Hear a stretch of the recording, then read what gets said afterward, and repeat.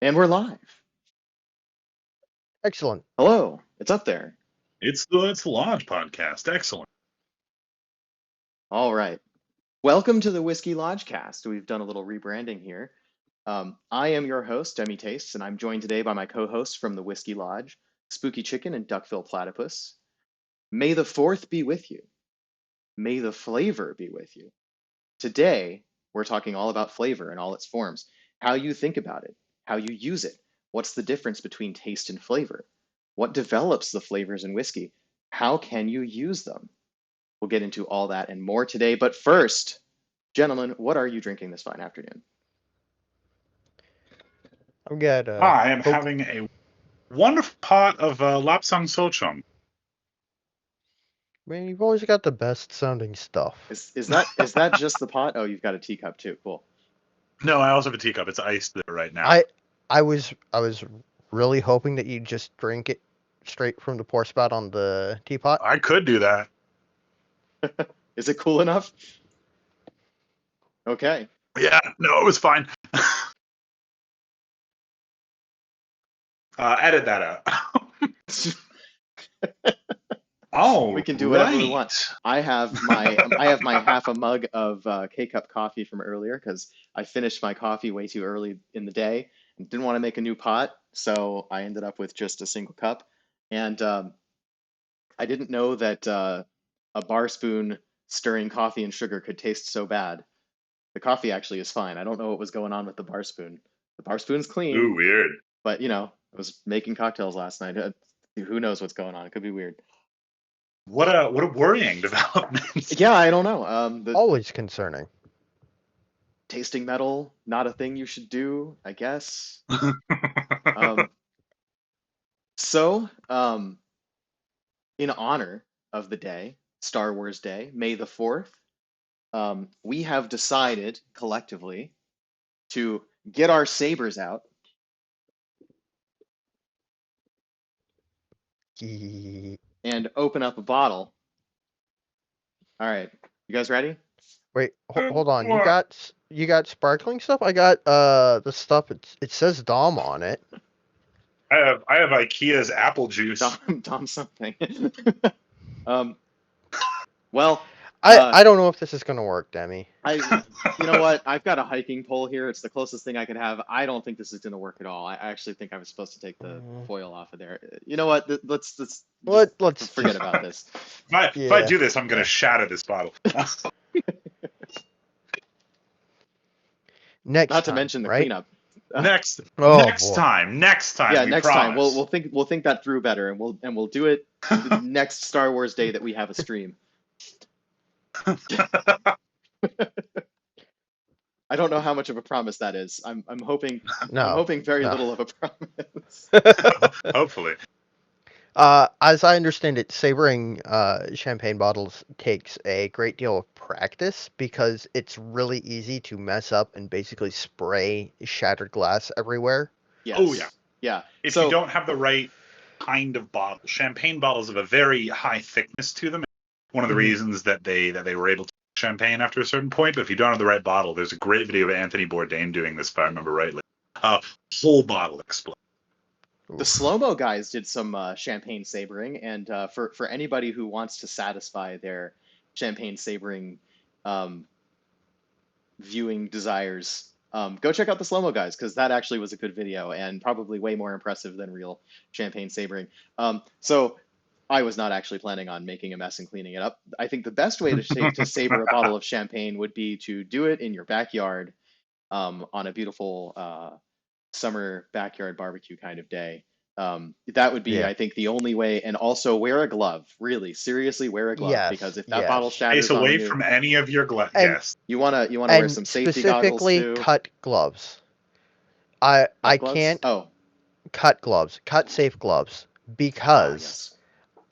I am more than familiar with the with putting on a pair of work gloves and going, "Oh yeah, this'll do," and cutting yourself, and it somehow makes it feel so much worse. Yeah.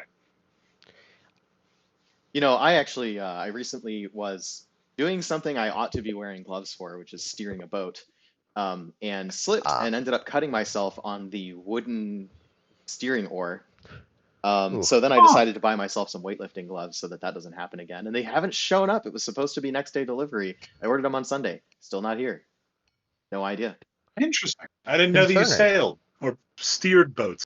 Dragon I boats. paddle dragon boats, and I'm Oh, learning how to right. steer so that I can more effectively coach a practice by myself. One of my many hobbies. I need like a cough button. I guess the closest thing I have is to hit the mute button here. Anyway, so with all of that ado, and while we're enjoying the remainder of our non-alcoholic beverages, I want to tell you guys a story, a little All right. anecdote about flavor. It sort of got me started on the plan for this whole topic that we're covering today. On, I believe it was Sunday, over this weekend. The days just bleed into each other now, don't they? Over this weekend, among other things, we went to visit an oyster farm where, of course, the oysters are freshly drawn out of the water. You're not going to find fresher oysters anywhere than the place that actually just caught them that day. I'm usually on the fence about, usually it's a texture thing. I don't really like extra chewy things or slimy things, and I know a lot of people are just hard pass on raw oysters. So I do appreciate if anybody who's listening in doesn't really want to hear about oysters, but I will try not to describe the texture beyond that little disclaimer. So I don't have oysters that often. Usually when we have raw oysters, I'll get a tray of a dozen or so, share it with friends. I'll end up having 2 or 3. One of the things you might not know about oysters, unless you live in a place where they actually are caught, is that there are different species or different varieties of oysters that have different properties in terms of their shape and size and flavor. You'll have ones that are brinier, so saltier. You'll have ones that are kind of sweeter or like nutty, or I don't think I've ever had one reminiscent of fruit. And like honestly, like all of these things, when we get into tasting these things that have nuanced flavors, um, as essentially is the topic today, let's be clear. An oyster tastes like an oyster, but within that, and so on, or chocolate tastes like chocolate, coffee tastes like coffee, whiskey tastes like whiskey. Um, we might take issue with that latter statement because there are many different kinds of whiskeys, but we'll get into that later. Yeah. Uh, within the canvas of something that is the thing, right? Oysters taste like oysters. There can be variations in flavor. And so you'll have, so they'll usually put on the menu for your benefit. Let's name a couple of species or types of oysters here. Some that we Chesapeake Bay. see. What? Chesapeake Bay. I think I was that's gonna one of them. guess Fred. Yes. There's Those ones are great. ones that I see a lot here in the Pacific Northwest. We have Shigoku and Kumamoto oysters, and we get Pacific oysters a Ooh, lot. So those are some of those are Japanese varieties that they also yeah. farm and cultivate. I guess you can go anywhere. And I think it's helpful to have on the menu that they have the tasting notes, because even though you've got a species, right, there's a lot of things that can affect the flavor besides how fresh they are. But let's assume that they're all as fresh as you can get. Um, the time of year, the conditions of the water, how hot it's been, um, where in the world they're actually being farmed and grown. So the Pacific Northwest, same oysters probably taste different from California coast oysters, or I don't know where else they're, Hawaiian oysters, Japanese oysters. I don't know. I don't know where they actually grow oysters Oysters besides right here. grown in brackish water versus seawater is going to be very, very different. Absolutely. It's one of those things I don't totally want to think about too much, because oysters are the great filters of the sea. In fact, I think Oh, yeah. there's waterways that use oysters both as a water Mhm. purification mechanism, as well as an early warning system for toxic substances in the water.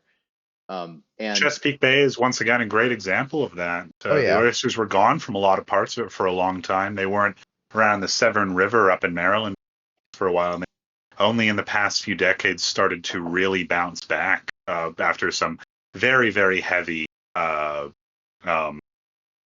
work done for the waterways and such. I admit I don't know that much about oysters, and I would love to learn if you've got more to share. I do want to kind of focus on the flavor angle here, though, to sort of segue into the Right. rest of the conversation.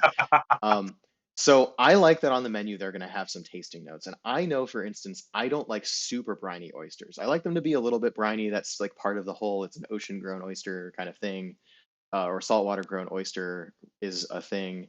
Um, what I really like though are actually the smaller ones. They tend to be like more creamy and I think rich in flavor and less of the texture that people don't like when it comes to oysters, I think. Um, and having, at first when I was looking at a menu of oysters, I'm like, I don't know, like give me what you recommend. Like what's the good catch today, right? And then you go to you've had them for a while, you have as I've gotten more experience with tasting things like whiskey, coffee, chocolate, um, you can kind of take any sort of substance like that, which seemingly is one thing, but then try different varieties of it. So like honey is a great example. Yeah. Mm, Depending on the flower type that the bees are harvesting the nectar from, the honey is going to taste different, and where it's from can taste different. Kind of the same deal. As you taste more of this stuff, especially if you taste them side by side, you can learn to appreciate the differences.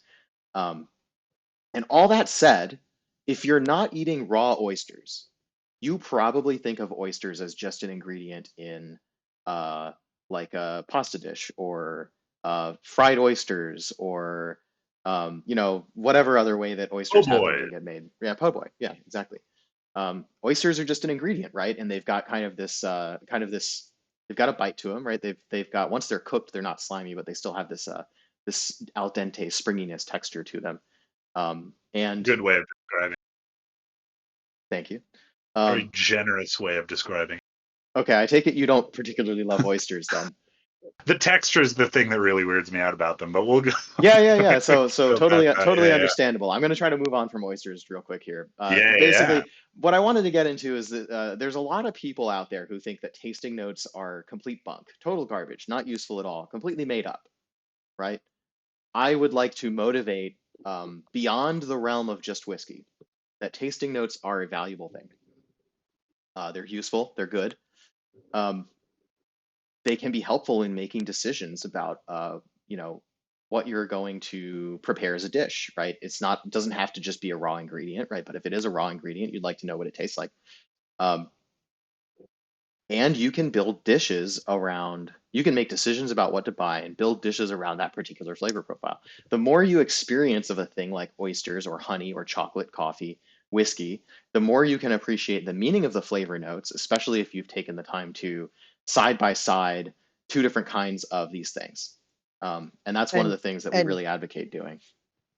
and having learned like what creates those flavors in what you are eating or drinking, and how what aspect of how it was made or where it was made affects that portion of the final product. Like I think of that understanding helps sort of helps you build upon that information.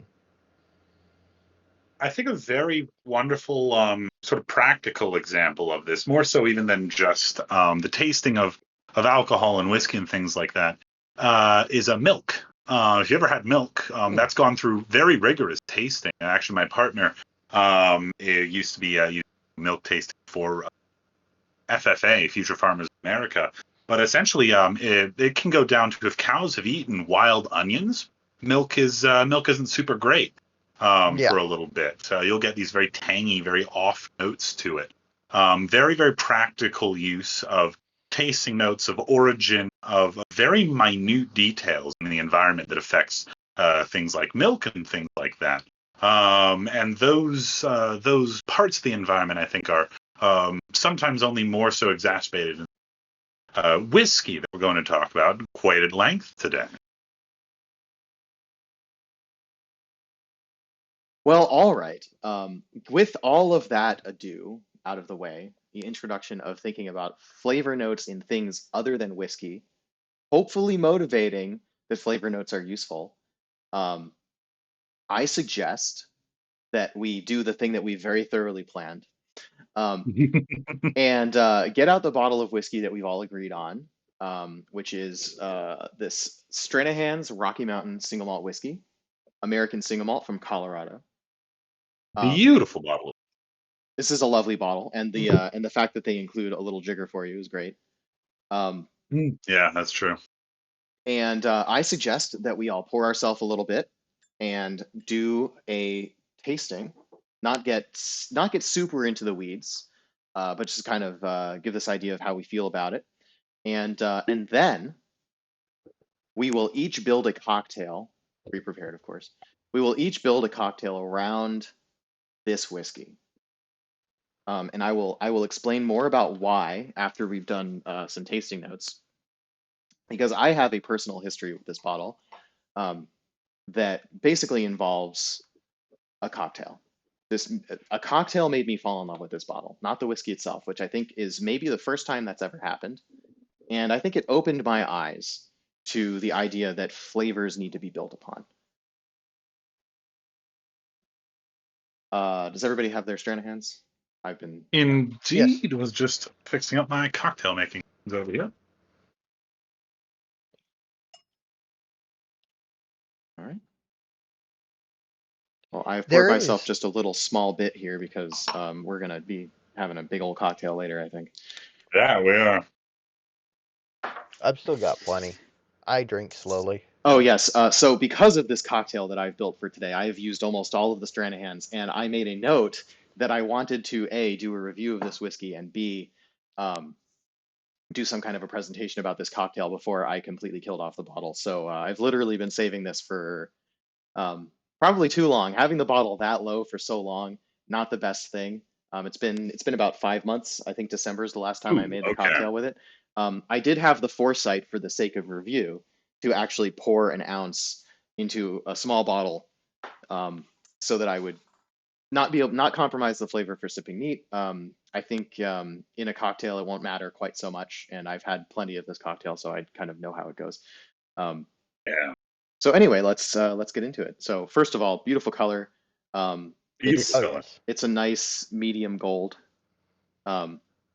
So about the Stranahan, so this is an American single malt. That means that it's 100% malted barley. Single malt is the style that Scotch is most famous for these days. But this is not a Scotch. This is an American single malt made in that style. And what makes this one interesting in the context of Scotch single malt is that this is aged in virgin oak casks, virgin charred oak casks, which means that similar to bourbon, they've been freshly charred and they've never held anything before. That imparts a certain flavor profile. And on top of that, Colorado is a relatively dry and arid environment. Very high in altitude. So you have these very different aging climate from Scotland, which is low in altitude and humid and cool most of the year. Also, in Colorado, you have because it's more or less a desert, you have these big diurnal swings, hot in the day, cold at night, all year long. So the aging process is effectively accelerated by that. This is a fairly young whiskey, as I understand it. They don't put an indication of age. They do. It is aged for a minimum of 2 years in our new charred oak barrels. Ooh. And people who are fans of Ralphie will appreciate that this whiskey is non-chill filtered. I was going to ask you about that. Yes, and what that means basically is when you put it on ice, there's a good chance it'll get cloudy. And some people view that as a flaw. People who like the flavor of whiskey usually think of that as a boon, because if you're getting rid of that cloudiness, that means you're taking things out of the whiskey that affect mouthfeel or flavor. There's a lot of debate about how much that matters. There's a lack of head-to-head examples of all else equal, so it's really hard to say for sure. But one thing people like to say is a whiskey producer with nothing to hide won't feel the need to chill filter. I don't know how much I agree with that statement, because these products, after all, have to be commercially viable. And if they feel that the cloudiness is going to hurt the product, then for commercial reasons, of course, they would chill filter. And I think um, taking a kind of compassionate understanding angle on why producers might do things like that is ultimately going to make us all just enjoy things a bit better without getting so, you know, in the weeds about things that we think matter. Maybe they do, maybe they don't. Yeah. Anyway, let's get into what So this tastes like. If you, unless you have yeah. something to add. On Oh the no, I was nose. actually going to Oh yeah. ask you what you felt about its nose. Phill, it sounded like you were about to start talking Oh about. yeah. I really like the nose on this. It's a very wonderful sort of. I get lots of the soft wildflower honey Mm, and sort of an almost pear-ish, like if you cut a Bartlett pear in half and smell it, there's a little bit of that in there. one of the things that always struck me when I first tried this bottle, which was not actually the first time too long ago, was how sort of grain forward I found the nose personally. I think that it smells very, very fresh, a little bit sweet, but there's definitely some of that nice kind of graininess going on in there. It feels very.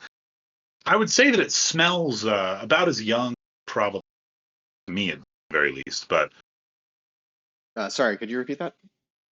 I think it smells about as young as it probably is to me. I don't Okay. think that it has quite a lot of oak influence to it. You get a lot of that new virgin oak out there, but it's not Oh quite yeah. the same thing as a much older whiskey. Naturally, I you have get these really yeah. I have difficulty parsing how I experience the oak flavor in whiskey because where I approach that from is as a woodworker, I've, rip-sawed a chunk of white oak in half, and I know that smell, and I find it in here, but I can't describe it. And if I go, oh yeah, like when you've cut a big chunk of white oak in half, and you get that like pungent, that smell uh, nobody else really gets it, but it's got a very distinct smell that is its own smell that is present in heavily oaked whiskey.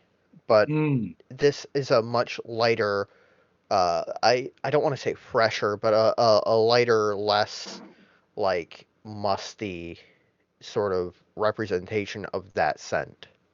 Yeah. Now I have a question for both of you.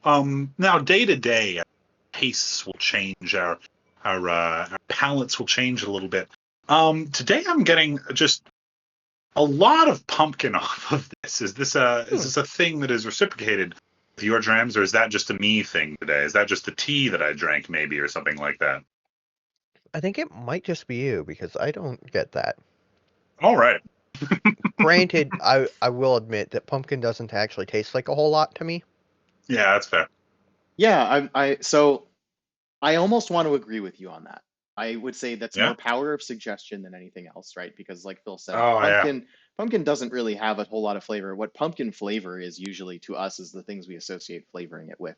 The cinnamon and the Mm. ginger, pumpkin And a little pie, bit of nutmeg. nutmeg, yeah. Or like putting it in a pumpkin bisque, pumpkin soup, I call it a bisque, but Very nice. creamy pumpkin soup. Um, Pumpkin Yeah, no, I'm seeds hungry. maybe, but I don't think I don't think I really get that. Yeah. There is a freshness to this. First of all, 100% honey. For me, the predominant note in this whiskey, I mean, I don't mean it's only honey. I completely agree with honey as a note. That is the predominant note in this whiskey for me. Um, Such that I almost will say that is the profile that I'll build a cocktail around. But there's nuance here, um, more than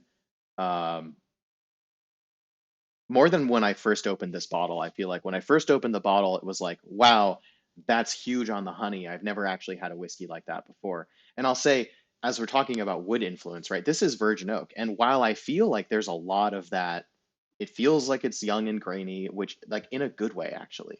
It feels fresh, right? Yeah. Almost like freshly Hmm. baked bread, but like not so much that flavor, but like that idea, right? That sort of graininess that's there. Um, Oh yeah.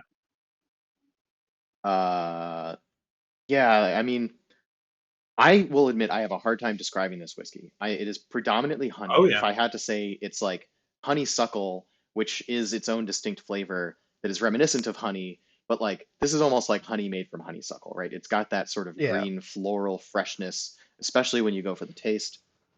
And see that's Did you all ever like go and find honeysuckle bushes and like take the little bits off yes. of the flowers and Yes. like lick it off? Yep. Yeah, oh that's great. Yes. I love those Yes. things. Yes. Yep. And We had a that's what this huge reminds me amount of of that growing when up. I taste that. Oh yeah. Yeah. Mushy says Skip told me if I didn't come here, he wouldn't love me or and would disown me. Thanks for showing up, Mushy. Yeah. Don't worry though. Skip's all bark, no bite.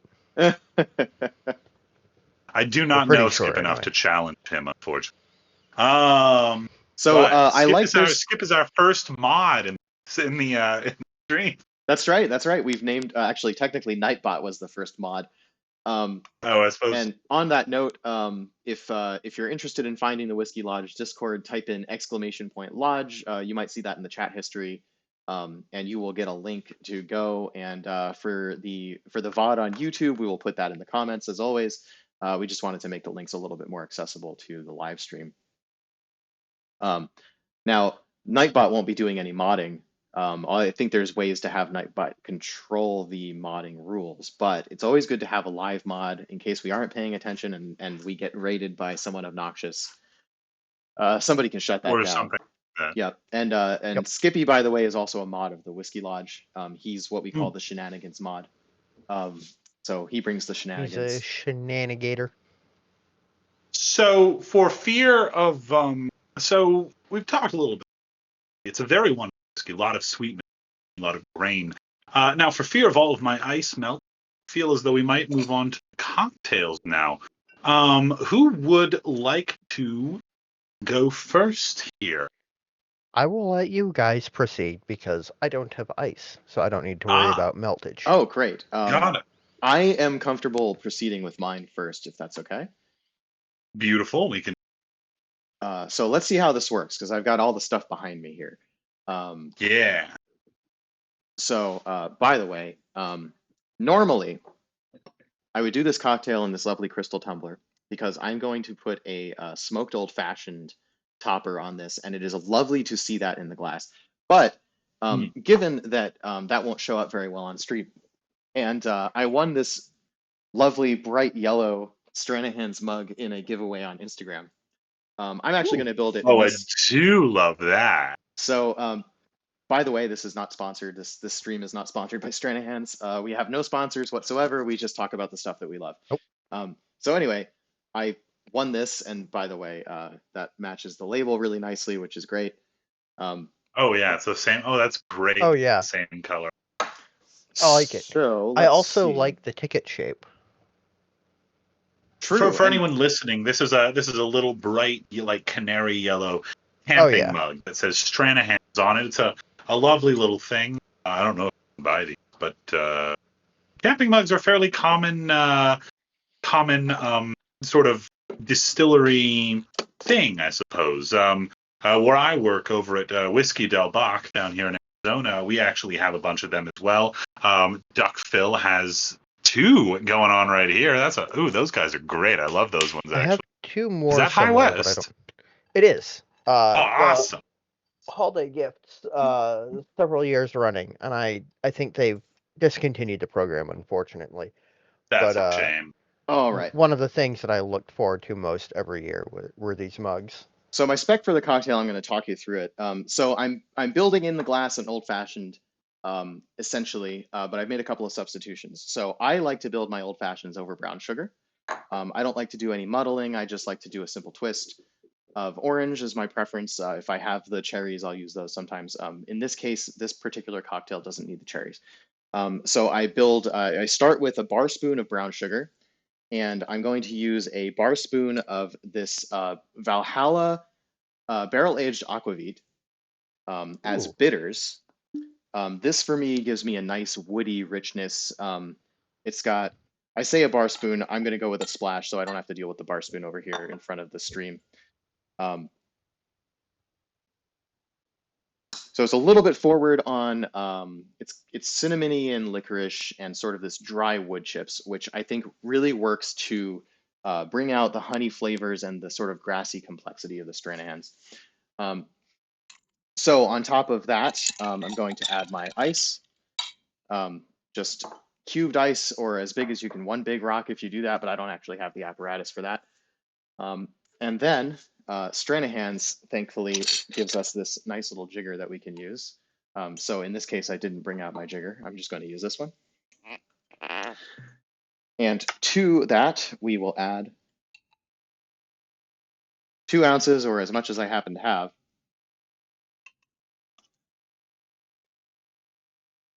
Looks like that might be about 1.5 ounces. I would say that's close enough. And that's a bottle kill, boys.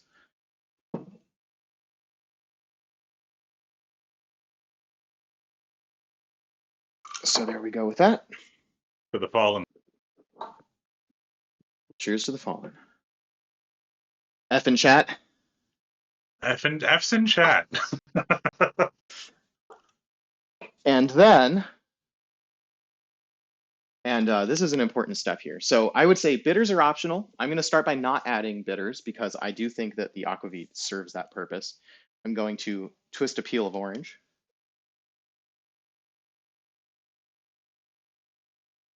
Shave a peel of orange off of there. I'm going to express that into the drink and rub it on the rim, which I'm doing off camera because I don't have a really good setup for this kind of thing.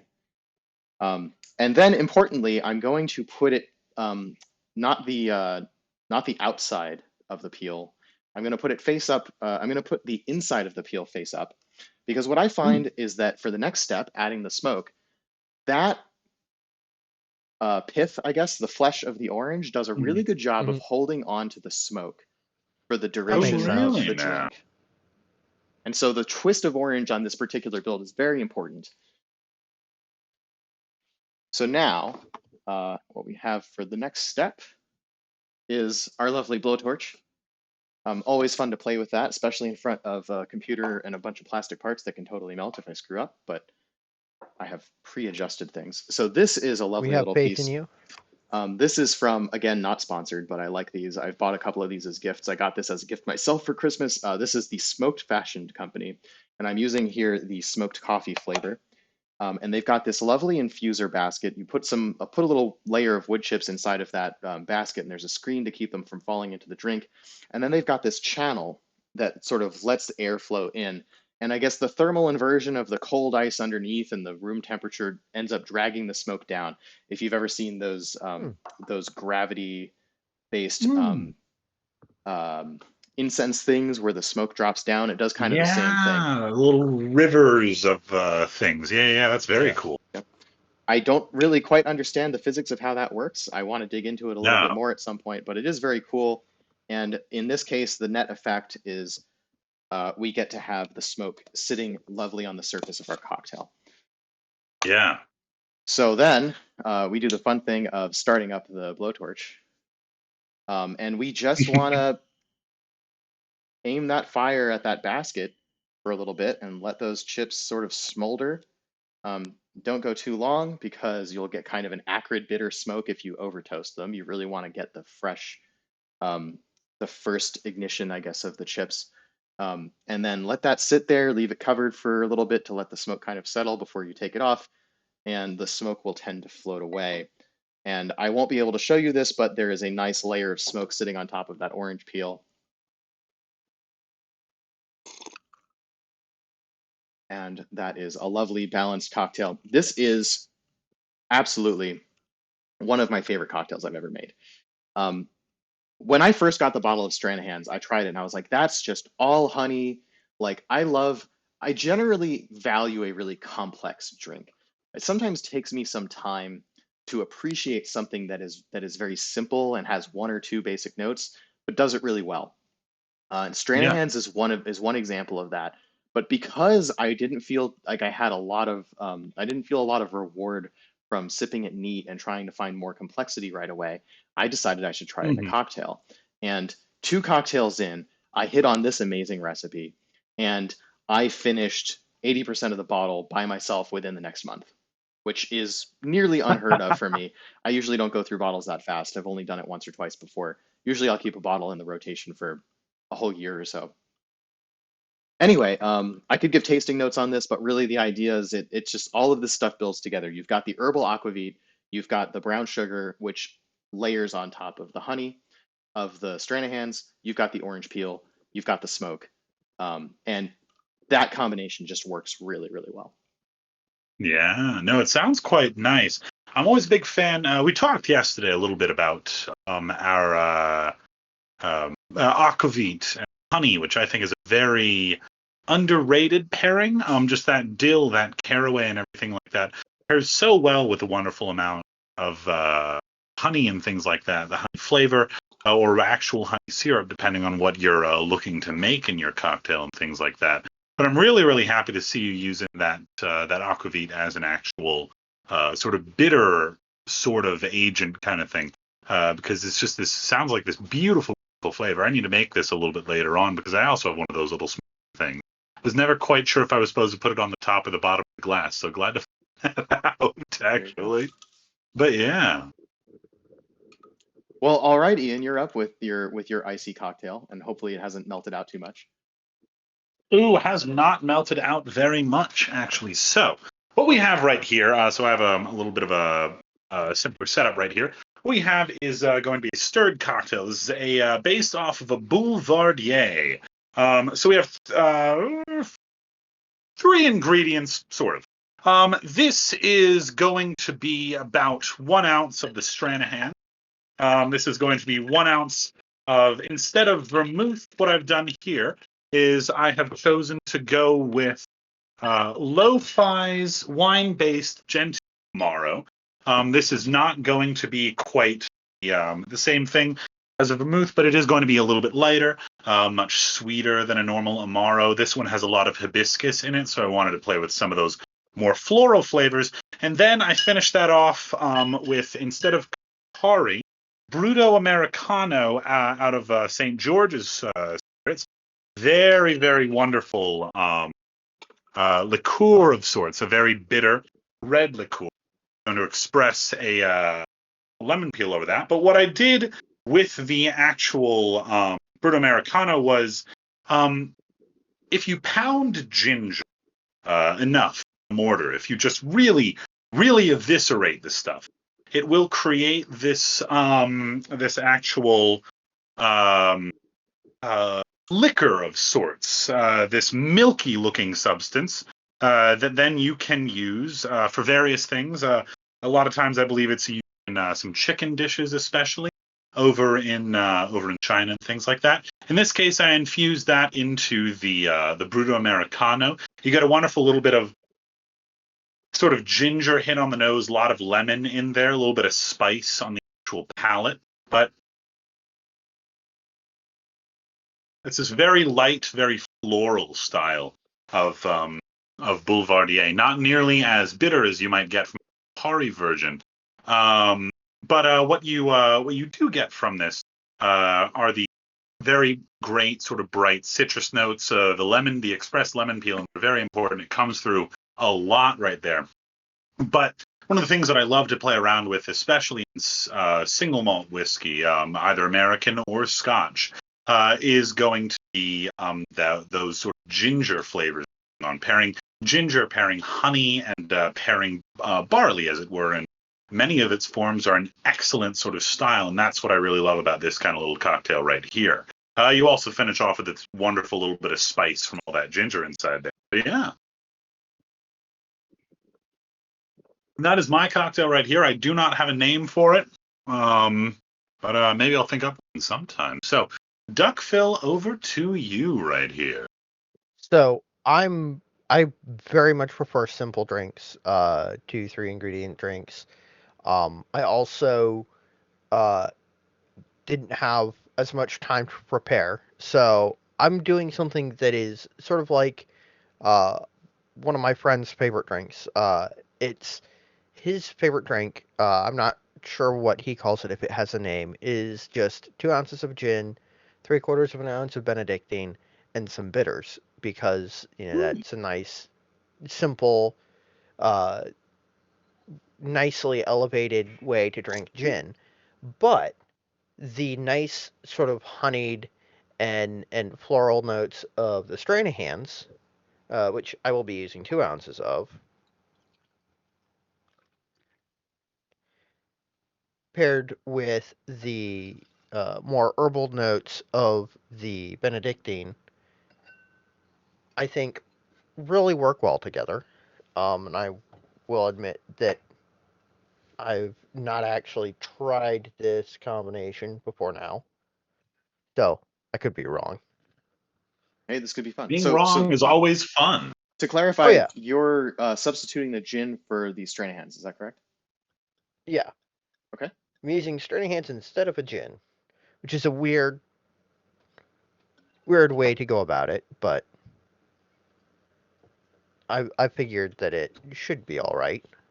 It's basically, instead of highlighting, say, the juniper and sort of more botanical notes of a gin, it's more of a focus on the flavors of the Stranahans um with the sort of much more sharp herbal notes of the Benedictine. I'm Can just I going just Quite nice. to. say that was an incredibly smooth motion that you did for adding the bitters to your drink there. Oh, thank you. That was wild, yeah. And I'm just using my McCarthy's big fat Glen. I mean, that's just a beautiful glass. To sort of swirl it around, get it mixed up. Then I'm going to put it into a martini glass. Ooh, very wonderful. It's got a beautiful color. I use Hmm. Peychaud's bitters because I like them. I think that they are probably my The favorite bitters. superior bitter. Hmm. I don't have a horse in that race, but what I have is Angostura. I should try Hmm. Peychaud's. Angostura is very, very good. I just really like Beige. Oh yeah, that brings out a lot of the oak in the Stranahans. Sort of the the reason why I went with Benedictine is because one of my go-to cocktails with Benedictine in it is the Bank Holiday, which is Ooh. um, gin, Benedictine, honey syrup, and I believe a splash of lemon juice, and it's wonderful. And I was thinking to myself that the sort of the combination of the Benedictine and the honey is one of my favorite parts of that cocktail. And Stranahan is like just really forward with honey, so it would make sense to try and pair that. And I think that it worked quite well. But strangely, No, the Benedictine and the Stranahan's the honey note and the Stranahan's sort of combine together and bring out that like not exactly bitter, but that sort of tannic, slightly sharp note in the Stranahans. It makes it really interesting and different. yeah, no, that sounds really nice. I'll actually have to try that. I mean, the classic Benedictine cocktail, I suppose, is a B&B, a brandy and Benedict. Right. Sort of very similar sort of notion of that. I don't really see it all too often. Whiskey cocktail, sort of pairing with those. Mm, Uh, whiskey or scotch necessarily pairing with that Benedictine, I should say. Sort of lost track of my tongue there for a moment. But so I suppose we should go on to say why. So luckily, what we've had 3 cocktails that, at the very least, work. We could have easily had 2 or 3 cocktails that did not work. But I suppose the next sort of topic of conversation is why does this work? I suppose. And Doug, I'll kind of hand that over to you for the next little talk about flavor and about pairings and things like this. Yeah, so first, I'll make the observation.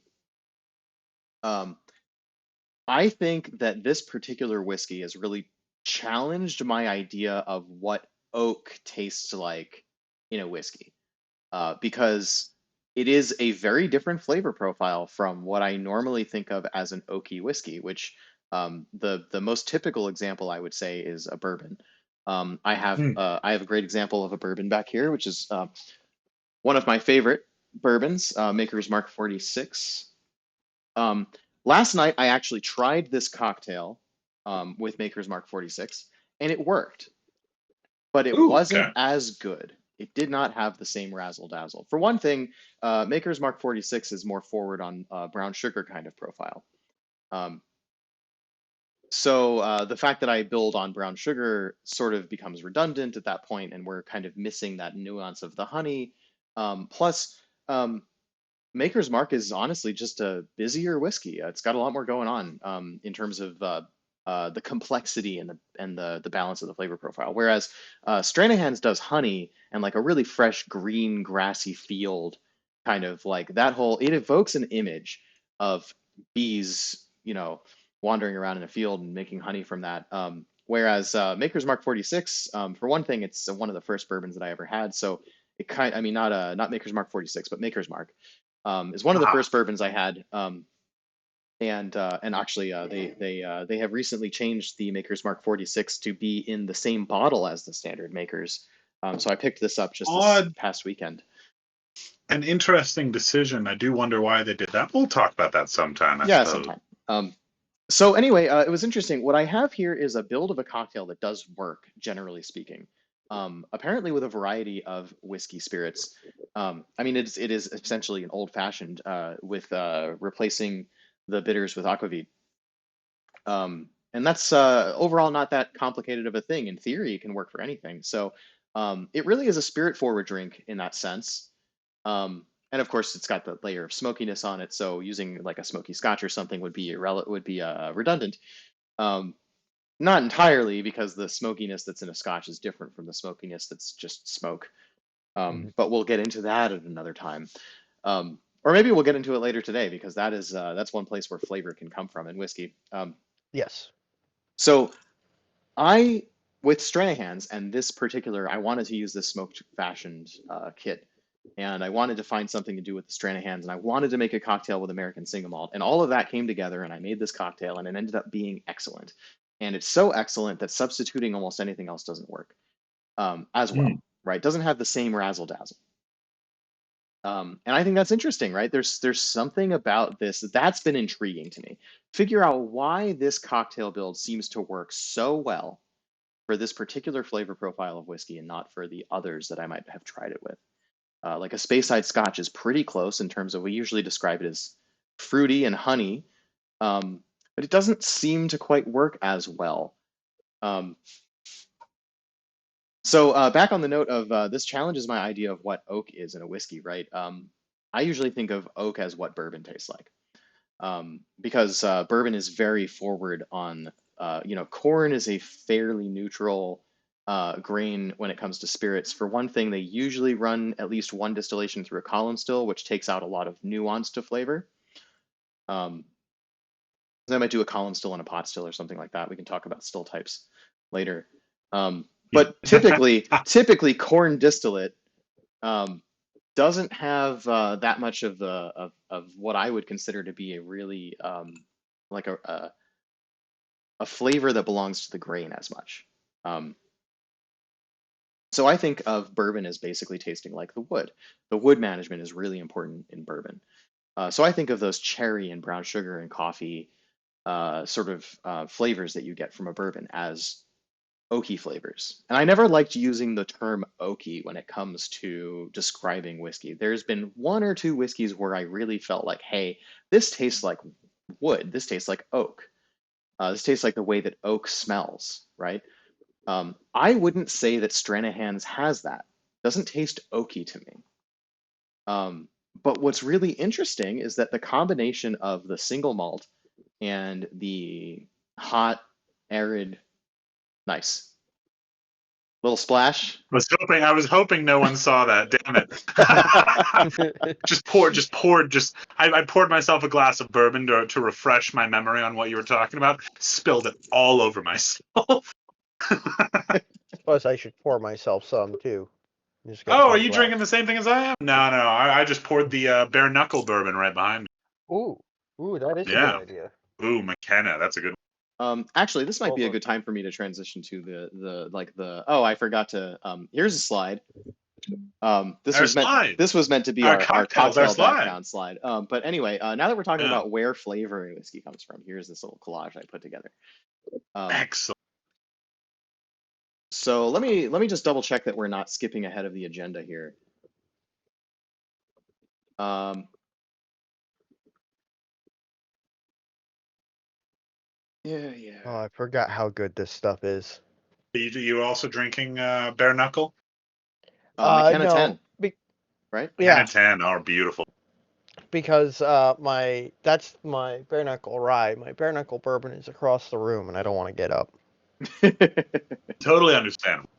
I just had it it was either bare knuckle bourbon or Trader Joe's Kentucky bourbon. I already felt pretty I awkward standing up to go for my cocktail building kit behind me on stream. Yeah. Never face your back to the audience. Nobody wants to see that.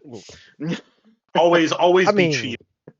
mean, But quick thing to are we ahead of schedule? Are we behind So schedule, by the way? I'm actually going to turn it Okay. back over to you, Ian. You wanted to All talk right. about the difference between taste and flavor. All right. yes. So this is sort of a thing. Where to? Let's begin at the beginning. Right. So when you taste things, there are 5, I believe, different things you taste: sweet, salty, sour, bitter, and umami. All of these things yield unique collaborations. They do a lot of things to your tongue, to your palate, to things like that. But this does not reflect the totality of flavor you have. This does not reflect everything that you can taste. It doesn't reflect things like spice or the smell you get. So this is where we get into tasting notes, into the much more unique style of whiskey, because the rough taste of what happens on your tongue, what your taste buds will pick up, largely, usually the same, more or less.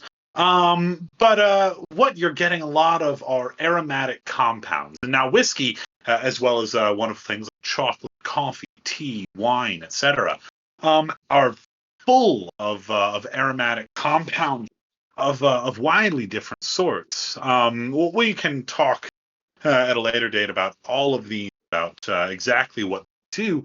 But the idea is that your olfactory senses, your senses up all in your nose and things like that, are going to be incredibly receptive to these things that you put inside your mouth. They'll go up your sinuses and things like that, and sort of hit your nose, and this will create a wide array of new tastes that you sort of experience in a different way than just smelling things out of a glass, for instance.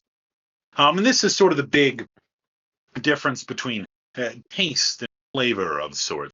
This is where we get into a lot of our sort of how to say it, kind of highfalutin tasting notes and all that, where someone will say, yes, this is like honey, instead of just saying, oh, this is bitter, or this is smooth, or this is sweet, things like that. You get a lot from the nose. It unlocks memories. It's inherently connected with things experience in a wide array of ways. It's quite fascinating in that way, but I do hope that I am not too confusing in what I've been saying. But just with that in mind, as we move on, I'd like to turn this back over to Doug for where these aromatic compounds come from, where in all these steps these sort of are created and sort of come through. So I'll be turning this right back over to Doug right here. Yep, I muted myself. Just to recap, you are describing essentially the difference between what the tongue does and what the nose does. Mm-hmm. And what we think of as flavor is the combination of the senses of taste and smell. And so we do have these basic things. The tongue what the tongue does essentially is to tell us the most important things about what it is that we're tasting, right? Sweet is where you're going to get your energy from. There's some argument that there's a fatty sense to the tongue as well, which is another place you can get energy from. Salt, right? Very important for like staying hydrated and the activity of your muscles and all that sort of thing. Um, Bitterness is often in nature is associated with things that might be harmful to us, poisons and chemicals that might be harmful. But we have bitterness is not inherently bad necessarily. So we have there are certain substances like caffeine and alcohol which have a bitterness to them that we've learned to appreciate and get along with, as it were. And I mean, alcohol is literally a poison. Um, Caffeine can kill you, but it's not usually not healthy people in quantities that you can actually manage to consume. Uh, This is also a fascinating sort of. Some people speculate that it's an evolutionary reason to why children don't like certain flavors, why they Mhm. much for sweeter and fattier flavors. These are the things that are to their tongue Providing clearly energy. safe to them and providing energy to them. That's why everyone likes sweet and fatty flavors. But like one of the ideas is that like as an adult, you know that this won't kill you, but as a child, the sort of reptilian brain, sort of the back of your head, sort of says, "Hey, this isn't good. Stop eating that. Don't eat the mushroom," yeah, or things like that. Yeah, and also umami is basically the sense of protein, right? Where the protein is in the food, and that, of course, is very important to growing and developing and repairing injuries and that sort of thing. So the role of the tongue is very utilitarian, right? We like the things that help us to survive. The role of the nose is much more nuanced. It tells us a lot about our environment. Um, and there's so much more to experience in the nose. There's less sort of this is immediately harmful for you and more this is information about the world. If you look at dogs, for example, their sense of smell is essentially better than their sense of sight. They get much more information about the world from their sense of smell than we do. They get more information about the world from their sense of smell than they do from their sense of sight in many cases. Not true of all breeds, but that's the kind of dogs that you associate with. They're gonna smell, the drug smelling dogs and that sort of thing. Like their whole thing is that they've got such an acuity of their nose that they get so much information about the world. They can associate these cues with different things. So, Not to derail too much, but mhm, dogs are broken down into like several different categories, and one of them is scent hounds, mhm. who store and process scents as their primary way of communicating with the world. And humans don't do that to the same degree, but if you've ever walked into, say, an old bookstore and been hit with a smell that transports you back till when you were in like elementary school or middle school and went to the public library in its old building before they renovated, that's your brain doing exactly what a scent hound does, which is take that information and spark a memory and basically remind your whole body and brain what that was like. yeah. It's wild what your brain does. There have been times when I have picked up a whiskey and I smell it and I'm like, huh, it smells exactly like my grandmother's house. It's a fascinating phenomenon, the connection between smell and memory. I'm actually quite a fan of it. It's one of the reasons why I enjoy drinking as much as I do. It sparks memory. It uh,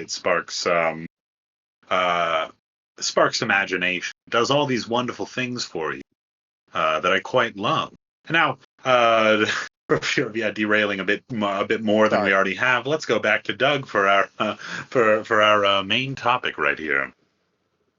Yep. So we've talked a little bit about the physiology. We've talked quite a lot about the physiology of how taste and smell create flavor. Um, And I think you've hit on a very important note. I think people who really enjoy spirits, whether they realize it or not, have a rich history of scent memory to draw upon. Flavors that they've enjoyed, the memories associated with those flavors in some cases. You can be transported to um, pulling apart a flower and tasting the honeysuckle. You can be transported to even things you may not have specifically experienced, like walking through a field where bees are extracting nectar to turn into honey, as we've talked about Licking a before. horse. I'm not going to read too much into that one, and but it sometimes tastes they just are We'll like talk more about positive raisins. that memories. yeah, we'll talk more about that if we ever get into wine. Horse sweat. Very, very interesting tasting note. Oh, is that what that was a reference to? Oh Yeah. yeah, that's a reference to horse sweat. Yeah. The taste just like raisins thing from that meme. Yeah. Nice, nice, nice. Okay. For those of you who don't know what we're talking about, I'll just put a link in the description. I think is better than trying to describe that. We try to keep the Yeah. um, we're not about memes necessarily here. We may eventually, um, and we We ever definitely want to make sure that we keep it very family friendly. And that video, Yes. unfortunately, is Yes. not so much family friendly, although it is quite funny. Um, so anyway, what I would like to express basically is that first of all, as I talked about earlier in this stream, um, individual things that have complicated flavors can be described in words, and those words can be useful to help us distinguish, one type of chocolate or coffee or oysters or whiskey from another, even though they all do center around this idea of, wine tastes like wine, whiskey tastes like whiskey, oysters taste like oysters. But within that, there is some nuance. Um, and if you'll indulge me, some people do feel like, whiskey tastes like whiskey, and any attempt to describe it as tasting like something else or as breaking down the flavors is misguided. Um, I fully and wholeheartedly disagree with that sentiment. Um, I think it is true that we are reaching and perhaps in some cases struggling to describe exactly what makes a whiskey flavor unique to us. Um, and I think that we're really trying to achieve, like, I liked this thing, and I want to communicate what I liked about this thing so that other people who know things about whiskey might help me find more things that I'll like. Or, I essentially got into reviewing whiskey because I liked the idea of this is a thing that I care about. I want to put in the footwork to Yes. establish, you know, this is a good whiskey or this is a bad whiskey, in my personal opinion. But more broadly, this is what it tastes like. Your opinion might be different from mine. And I might offer an opinion on value, but I want to be able to say, somebody comes to me and they say, hey, I want a good whiskey for making Manhattan. And I want to be able to tell them what I think the good value and good flavored whiskey is going to be in making a Manhattan. Or I want a good whiskey to sip neat for special occasions. I want to be able to tell them, here's an affordable option, here's a mid-priced option, here's a top shelf option. Like what's your budget? What do you like? I wanted to be able to build up that vocabulary of flavor notes so that I could ask people pointed questions about what kinds of flavors they like. So I could associate that with the reviews that I've done and tell them I think this whiskey is something that you're going to like. I think that's valuable. I think that's useful. So being able to break down the flavors of a whiskey, um, I think it's enough. We've established the physiology, the taste, and the smell. You may experience a whiskey as a cohesive whole thing. You may say Maker's Mark 46 tastes like Maker's Mark 46. That is completely valid. And that tastes very different from Bullet Rye, which tastes very different from Lafroig 10. Very, very different. um, and you may experience those things as a cohesive whole, or you may not. You may have the kind of brain where you're like, I like that. What about that do I like? Where's that coming from? And here I am to hopefully try to start to answer the question, where is that coming from? And also to defend, there's a lot of variables that go into whiskey making. There's a lot of variables that add up to what your whiskey tastes like. Some of those variables may be more important than others. But I would like to suggest that is an exercise for the drinker. You can read and research about how a whiskey is crafted by a distillery and decide, did it matter that they cared about this facet or this facet of the production process? Or is that just something that they want to do and their end result speaks for itself, regardless of the actual reasons and what really made the difference? Um, I would again like to say defend the business. If they're doing something more expensive, there's probably a reason for it because it is harder to sell a more expensive whiskey. You're spending more money, you have to sell it for a higher price. That effectively reduces your market, right? I think that assuming that an expensive whiskey is a cash grab and the story about how we've done this expensive thing or this expensive thing, um, in some cases they may have a philosophical reason for doing that. But in most cases, they're going to do what benefits their product. And sometimes that thing might be expensive. The most obvious example of expense in whiskey is the older the whiskey is, the more expensive it is. This is one of the first things I'll tell people new to whiskey. The older a whiskey is, the more expensive it is. This is not the same thing as the older the whiskey is, the better it is, or the more expensive a whiskey is, the better it is. The reason an older whiskey is more expensive is because there's less of it. The reason there's less of it is because whiskey evaporates out of the barrel. And also, a, say, 30-year-old whiskey barrel had to survive being selected for release as a younger whiskey. It may not have fit the profile of the younger whiskey and was let to age longer, but there is a filter at every, if a distillery has a 10-year release and a 15-year release and a 21-year-old release and a 30-year-old release, there just will be less whiskey available at each step of the way for those subsequent releases. Not to mention, every year in some countries, a distillery has to pay taxes on the amount of whiskey that they have sitting in the warehouse. Every year, every day, potentially, you have to pay somebody to be looking after the barrels and making sure that they're not leaking, repairing leaks, rotating them throughout the warehouse, or these other sorts of choices. The reason an older whiskey is more expensive is because it cost more to get it there. And also there's less of it.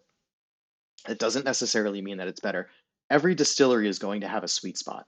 And one thing that I'd like everyone to think about is sometimes the sweet spot for a given distillery is much younger than another distillery. Young whiskey is not inherently bad. Young flavors in No. whiskey are not inherently bad. We were talking about Stranahan's is 2 years old and has quite a lot of flavor to it, but still has the graininess, which is typically a flavor that goes away with time. It's not necessarily a bad flavor, but it is changed with time in the barrel. And there are some processes in aging that you can't cheat time. No. I'm going to try to get back onto my agenda here and talk about the various aspects. There's so much to talk about with flavor development in whiskey. Oh my God. And I will ask pretty much any distiller I ever talk to, what do you think is most important to your flavor development? Or like, what is your story with how you've chosen, what things you've chosen to focus on to make a better whiskey? And they all have different answers. But let's just talk about, let's assume, some people will say, okay, let's get back to the point. Some people will say there's 2 or 3 things that make whiskey taste like whiskey. Let's go back to the definition of whiskey real quick. Real simple. Whiskey is distilled from fermented grain and aged in oak barrels. Or let's say, let's even relax that further. Aged in wood. In fact, in Australia, aged in wood is the requirement. Not Is even, that oh, how fascinating. that's true. Yes, yes. So there are other, It's similarly loose in Ireland. Really? I didn't even Yes. know. It's how there are Method other and Madness woods. can get away with cherry wood barrels and Right. such. Right. There are other I woods. do like cherry wood. There are other woods that have the necessary structure to age whiskey, and that is essentially it has to be tight enough grain that it is watertight, but it needs to allow some airflow because that exchange of oxygen and the evaporation of water and alcohol is part of what helps the aging process. And Yeah. there are more woods than oak for that, but oak is the most prevalent and perhaps the best flavored wood for that purpose. Yeah, it should be noted that there are a variety of other woods you can make barrels out of, and they will breathe and they will hold that liquor, but they are not good for Completely it. watertight Pine wood. or completely airtight. Yeah. Or bad Pine flavors. wood is pine wood, very good example. Got a lot of these things called terpenes in it. if you ever want to get a good look at what that might taste like, pine liqueurs like Zirbens of stone pine liqueur, that one. Very good. Retsina, a wine from over in Greece that's aged with pine tar, is a very good example. These flavors are good in moderation in particular styles, but this is not the kind of thing necessarily that you want to age a whiskey. Mesquite wood is a very good example of a wood that is just very bad for aging whiskey. A lot of terpenes, very small, very hard to build barrels out of. Very, very, very tight grain, very dense wood that is doesn't really allow airflow of any sort, doesn't allow that barrel to breathe and thus age in the same way. Back to you, though, on the oak, Doug. Yeah, so I guess I'm trying to build up to a bigger point. Most people will say there's basically two things. So we've started with the definition. Uh, Right. Whiskey is distilled from fermented grain, aged in wood, typically oak. Therefore, it would be reasonable to say the two main ingredients to the flavor of whiskey are the grain and the wood, right? And so, okay, if we look at just the treatment of the grain and the wood, we have the obvious factors of there are different kinds of oak, and there are different treatments for the barrel in terms of toasting or charring and how much you do those things. And that will change the profile of how much sugars and how much wood flavors you get from the barrel. And then for the grain, the most obvious thing is the mash bill, bourbon being mostly corn, single malt being 100% malted barley, rye being mostly rye. And we won't get into the details necessarily. I think that's out of the scope of this discussion. But We talk a lot about rye and not too long here on this podcast, honestly. maybe I'm looking it's forward becoming to it. legendary at this point that you've got a whole spiel about rye. We'll get to it eventually. Oh my gosh. I'm so Today's my major excited. spiel about flavor, I guess. So sure, the grain and the barrel both have a major impact. When you get to start talking about Scotch with people who really love Scotch and all the nuances of Scotch, um, one of the first things you'll encounter with Scotch single malt is the difference between smoky and non-smoky whiskey, or peated and unpeated Scotch single malts. And this is a treatment of the grain, which is more. It goes beyond what is just coming out of the field and getting cooked and fermented. There is a treatment step when after you've harvested the grain, you get it wet again and allow it to sprout, and we call this malting. And that is what converts the starch in the grain into sugar. Is the plant itself needs sugar in order to grow. So it releases enzymes to convert its own starches to sugar. Starches are a more efficient format to store energy, essentially, fuel for the plant, but is not good for yeast to eat and turn into alcohol.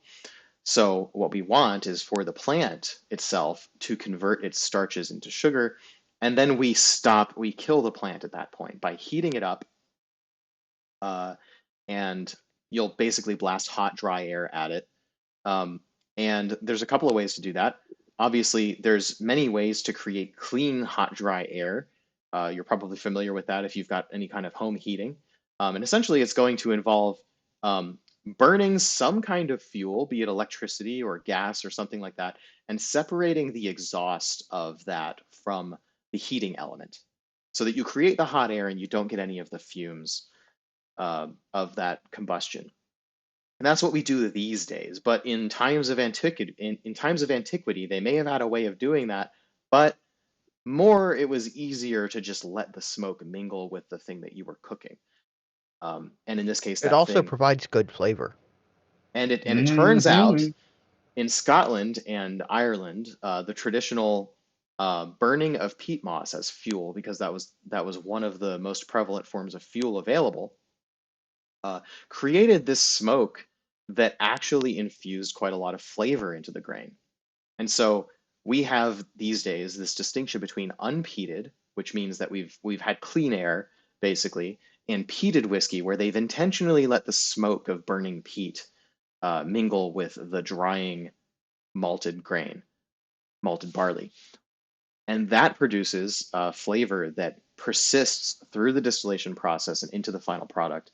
Um, and survives barrel aging. So, and one of the things that barrels do, of course, is they take out so-called bad flavors, which is more of an accident than anything intentional. I think they just found that there's a whole history of barrels. Let's not get into that. I want to touch on the major topics. So the grain, the grain recipe, the treatment of the grain, and then a lot of times we gloss over these other issues of how did we mash it, which basically means cook. How do we mash and cook the grain? How did we ferment the grain? What choice did we make there? How did we What distill? yeast did we? Right. What yeast did we Yes. use? Used to be Yeast is not, incredibly important. yes, used to Oh, be not, so my God. absolutely. Used to be not a terribly important conversation because uh, most of the time they would assume yeast is for developing alcohol, not for developing flavor. And we're going to let the still and the barrel after the fact develop the flavor and let the grain shine through as much as it does. But the yeast, its job is to create alcohol. That's what we want it to do. Um, that was Fools. that was the traditional thinking. And now that we have the craft spirits movement, which is inextricably linked. Yes. Yeah, you got it right. Yeah, inextricably linked with American single malt, the craft spirits movement, where we think about these things, these extra details that for a long time have been ignored, at least in the minds of the consumers. In terms of the distillers, it's we continue to do what we used to do because it works. All these things about these, there was a dent in the copper still. So when we replace the still, we're going to intentionally put a dent in it in the same place because that And worked. And we don't want to think about why.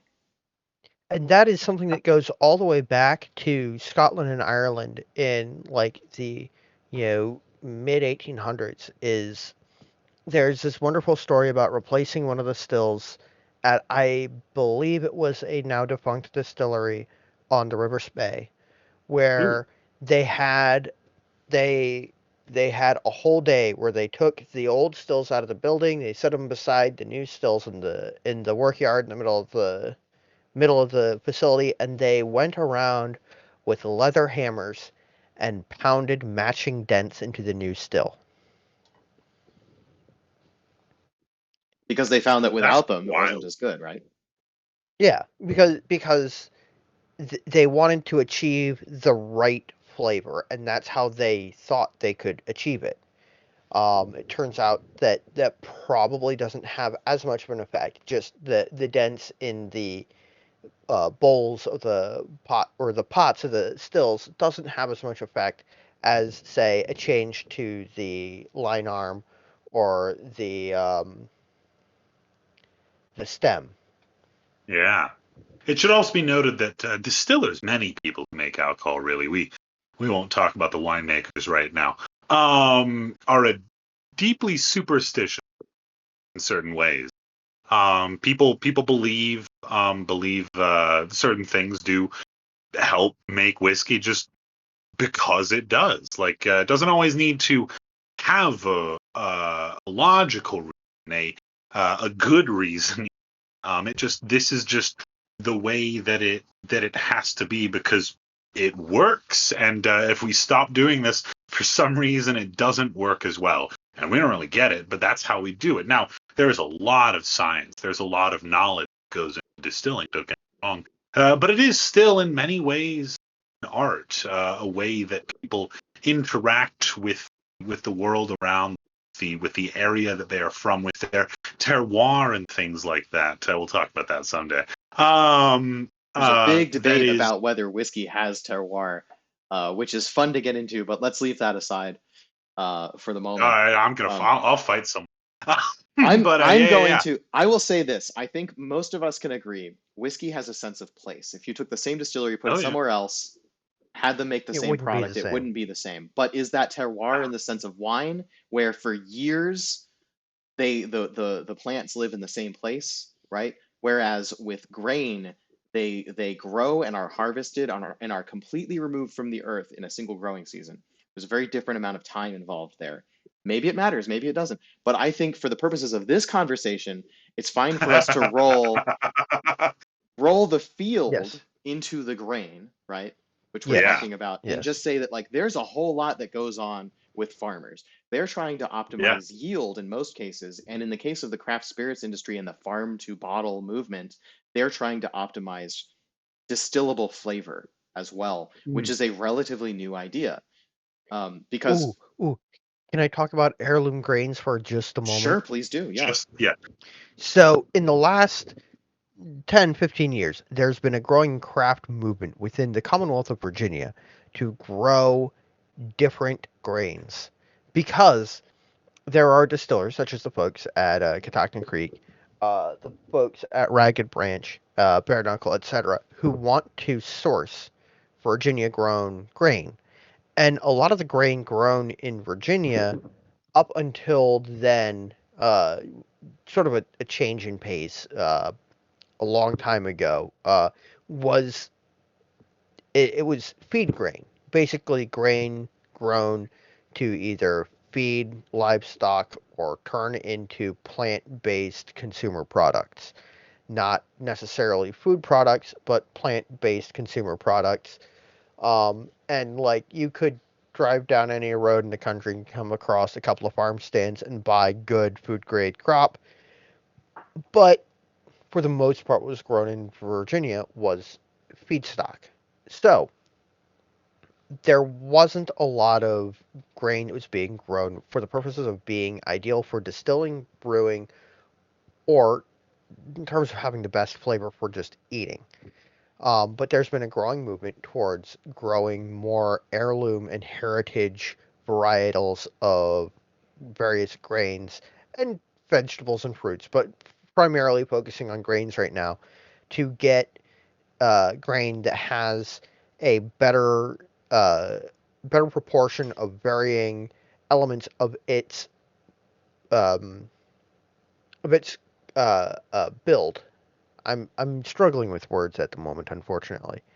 But basically, better proportions of the enzymes and Ah. starches to have the most distillable material, as well as, or fermentable material, as well as producing the right esters and oils to have good flavor. And like the folks at, I want to say it's Ironclad, did a release a few years ago where they took grains grown within 100 miles of their distillery Ooh, and that's very fun. only used that. And that was really cool. I think it was Ironclad. I'm not 100% sure. I don't have that resource in front of me. But because the way farmers have been focusing on yield, particularly because a lot of what they're growing is going towards feed crop for livestock or just stuff that's going to be turned into commercial product that is, just processed into various other things and never really gets a chance to be grain. There was a totally different focus on what that grain was.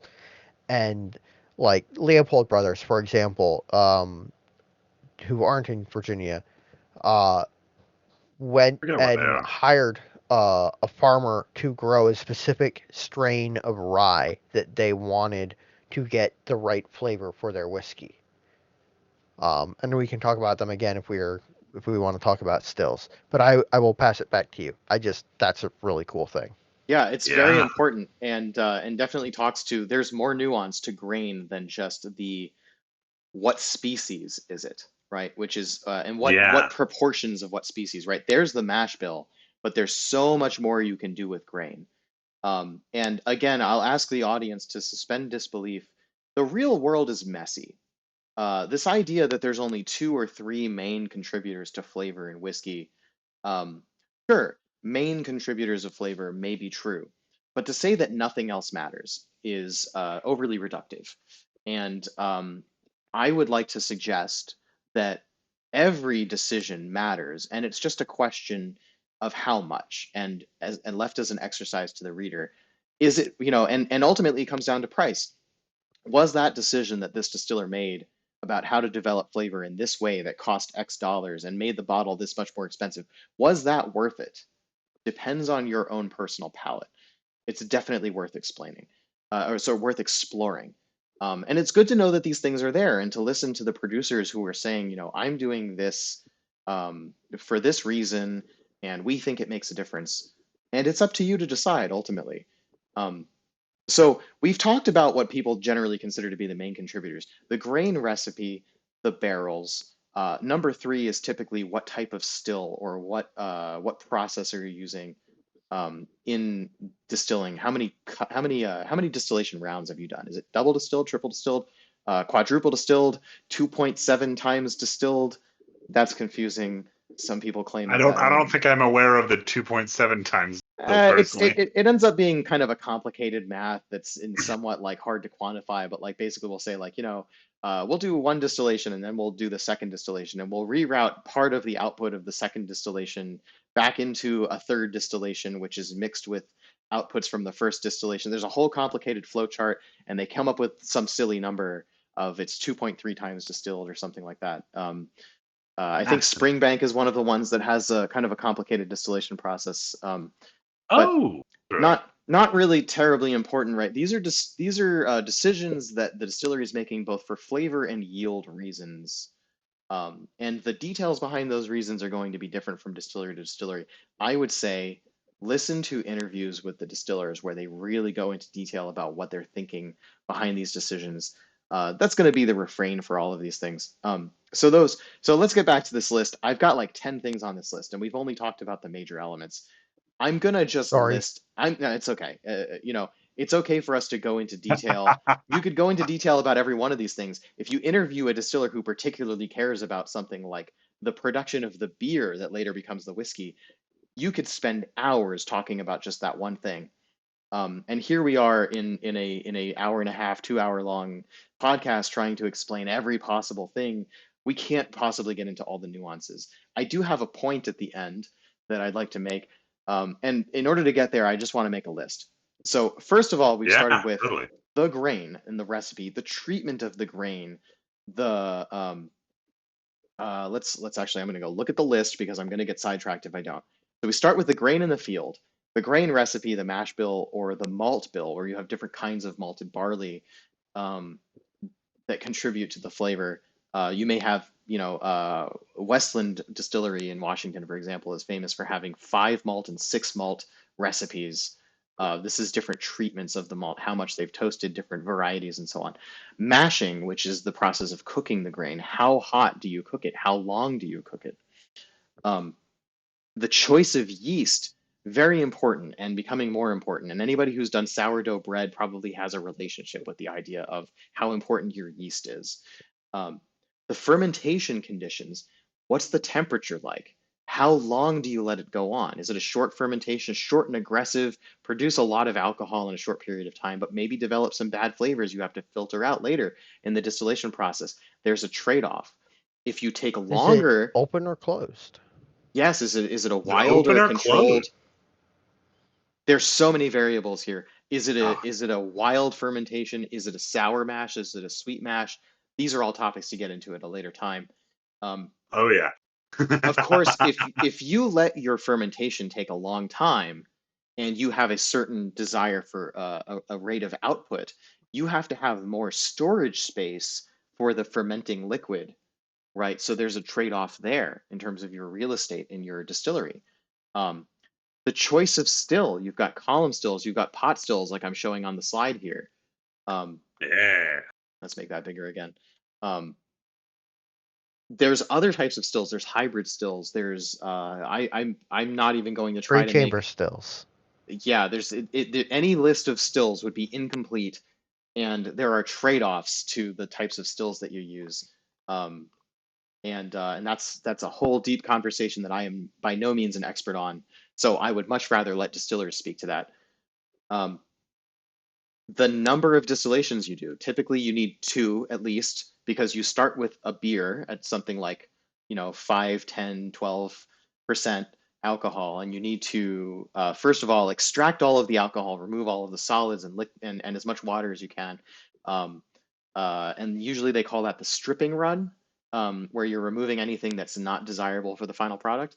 The second distillation is going to be what takes that higher, something like 20, 30% alcohol, um, and distill it up to 60% alcohol, say, for example. We usually call that the spirit run. So 2 distillation passes is usually necessary to make whiskey. Sometimes they do more depending on how pure of a flavor they want. The so-called new make, which is the unaged spirit that comes off the stills, how much flavor they want that to have. Um, so that's number of distillations is a factor. Where you take the cuts in the distillation. So the way distillation works is you gradually heat up a cauldron of a mess of liquid and alcohol and a whole bunch of other stuff. And the evaporation points of all the different chemicals are different. So as the temperature rises, different things evaporate and get condensed off the other side. This is distillation in a nutshell. Where you decide to, the first things that come off the still are basically poisonous. You want to throw those away. Usually we call that the Yeah, heads cut. methanol and the like. Yeah, You methanol. ever heard of moonshiners going blind? That's what. Yep, Yeah. methanol, that's the culprit. They're trying to get as much alcohol as possible and they get the bad stuff too. So responsible distilling is going to throw away, and safe distilling, regulated distilling is going to throw away the poisonous stuff. We'll talk about the history of irresponsible distilling someday. Yep, that Yes. comes into the rye discussion as well. Yes. So the cuts, usually we say there's 3 cuts. There's the heads, the hearts, and the tails. The heads are the poisonous stuff. The hearts is the good flavored stuff, and the tails is the nasty flavored stuff. But there's some discretion here. Do you want to be really precise with your heads cut so that you get as much hearts flavor as you can?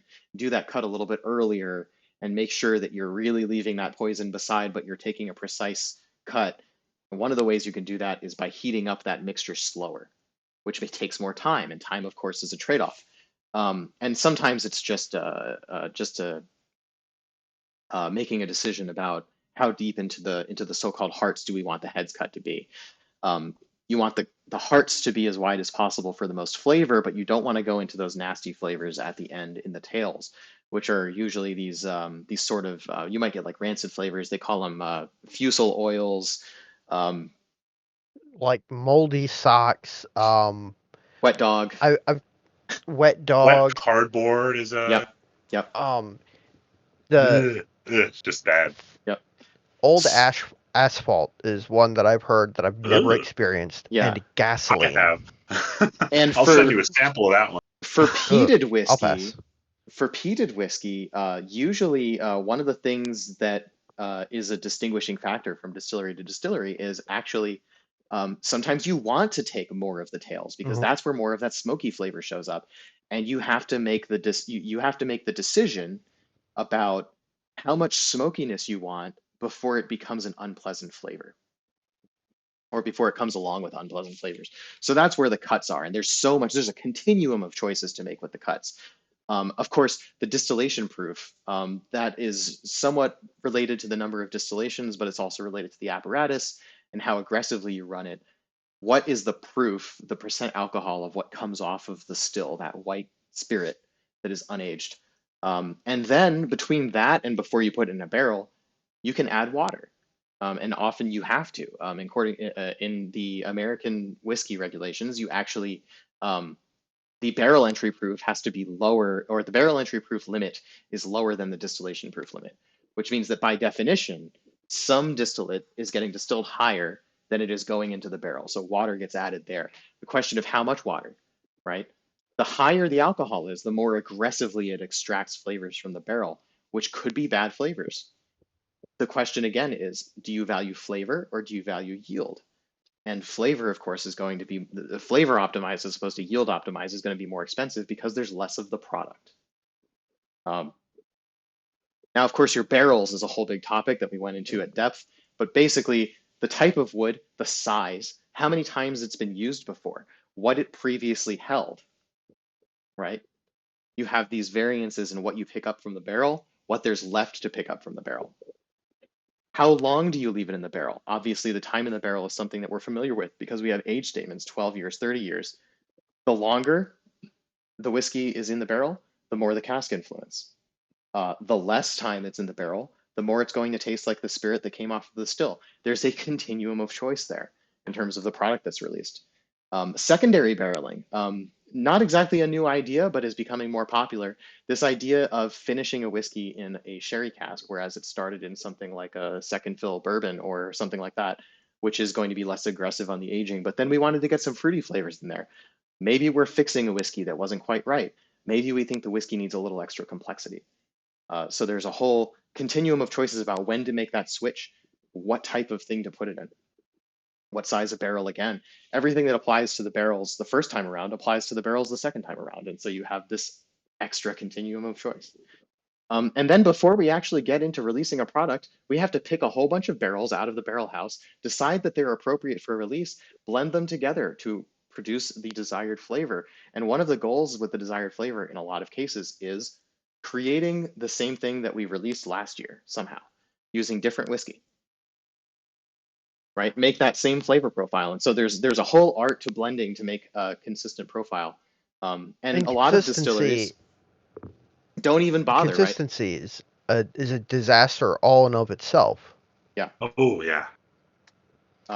And so now that I've listed that huge laundry list of things that affect flavor in whiskey, very funny because everything that Doug just talked about can and maybe will be its own episode.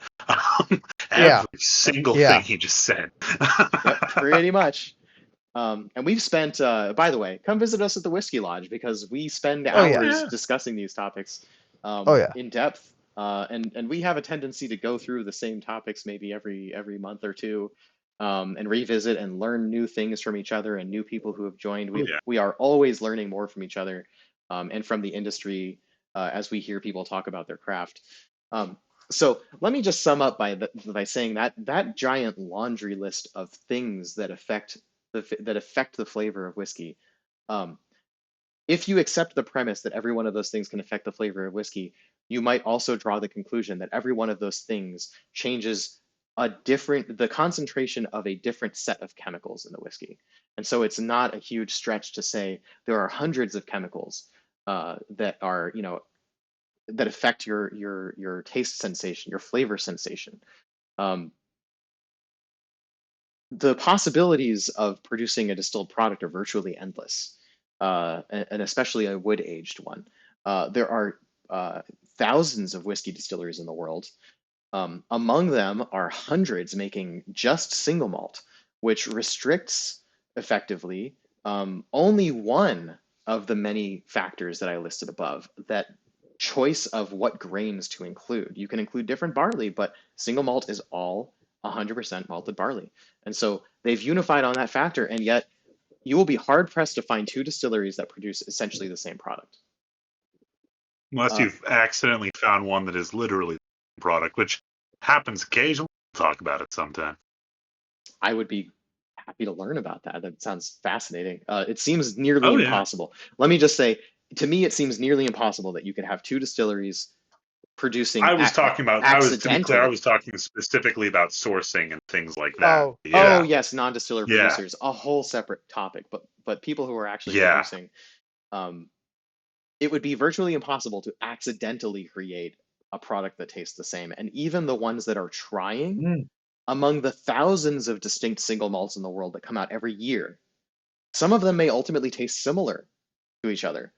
And of course, a distillery has the ability to replicate their flavors from previous years. And you might find similarities from one distillery to another, but with certainly enough practice, and I would say not even that much practice, you can tell the difference from any given distillery. They simply don't have the same raw materials to work with when they're actually producing a blend that becomes a product. So with that massive tour of what flavor is in whiskey, I hope that you are convinced that there are many factors that affect the flavor of whiskey, and that tasting notes are a imperfect way for us to express those differences, but are in fact useful because it helps us understand whiskey that we could not possibly try. I so far in my whiskey tasting journey have tried hundreds of whiskeys, let's say, in the last 3 years, many of which I don't own. There are thousands of distinct whiskeys coming out in the world every year, every month, maybe. I simply am not interested in trying every one of those. It is enough for me to be able to, well, me saying I'm not interested. I'm interested in trying just about Nah, anything, don't lie. Yeah. but I will try just about anything once, twice even. Um, Yeah. Gotta get good empirical evidence. I guess what I mean more is I'm not interested in buying every single one of them. I don't Okay, have the yeah. budget to do that. I don't think anybody does. I don't have the storage to do that. I'm okay. Well, there's always going to be some guy, some person who has the budget to do Yeah. whatever it is that they want, And the um, storage. If and I and had and the has all the budget of storage. Jeff Bezos. Yeah, we wish and we hope, but at some point we have to get realistic with ourselves, and we want to have friends who have different things from us that let us try things, and we want to go to events that expose us to things that we may or may not want to buy. Um, and flavor notes are one of the ways where I get to preview what something might taste like, whether I'm interested in it, before I try to seek it out. I think that's an important filtering hmm mechanism. I mean, and okay, I used to review whiskey on YouTube. I would like to get back into it. I've Yeah. I've You're doing it had now. well, yeah, yeah. But I've had conversations with people where I've said, "Oh yeah, I really like this. I really liked these elements of it." And they went, "Oh, that sounds really good." Or more often, "Oh, that sounds horrifying." And and it's wild that, you know, there's so much just endless like depth to most whiskeys where I can go, "Oh yeah, I can, these things appear in my mind as I'm smelling it or I'm tasting it." And the ability to sort of take those conjured images and words and give them to somebody else and watch them decide whether or not those things sound interesting or not.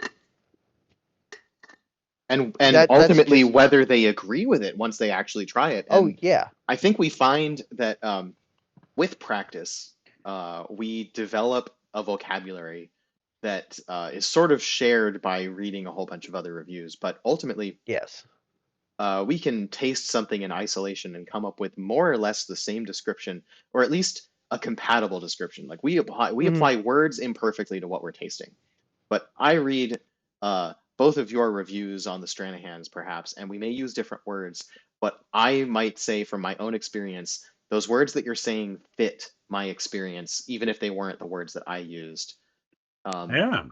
it's fun to read reviews and sort of like try to imagine what this whiskey that you're unlikely to ever taste, say these, Oh yeah. Oh yeah. 1970s 35-year-old closed distillery, right? Like I might Oh, get that new one that was like from 48 was released for the coronation or something like that. Oh. Yeah. yeah, I might get really lucky someday and stumble upon that or a similar whiskey, but chances are reading that review is going to be the only chance I have to experience that whiskey in any form. And being able to appreciate that um, is actually a really fun part of this hobby. So to wind down, I propose sort of a fun. What are some of the weirdest tasting notes that you've gotten that other people Huh. have corroborated? Potting soil. I love potting Interesting. soil. Potting soil is one of my favorite tasting notes. Ah, this is there's okay. So because hear me out. There's this stuff from Texas. It's a sotol. It is a sort of Yeah. agave adjacent spirit. Very very cool stuff hmm called Texas Door, if I remember right. Texas Door Sotol. It is smoky. It tastes exactly like if you smoke potting soil instead of. It's amazing. I love. Take that as you will. Not sponsored. Call me.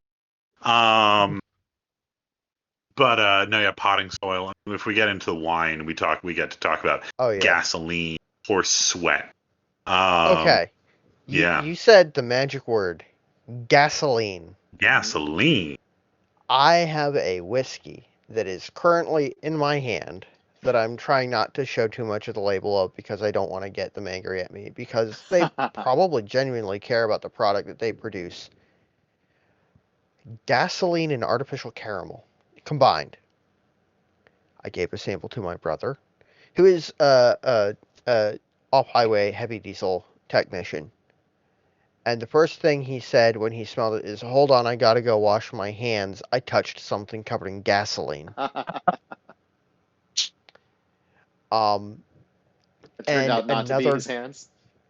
no, it was the stuff. Um, Another good one is number 2 home heating oil, which Ooh. is not an unpleasant the scent anyway, and it tastes totally different from how it smells.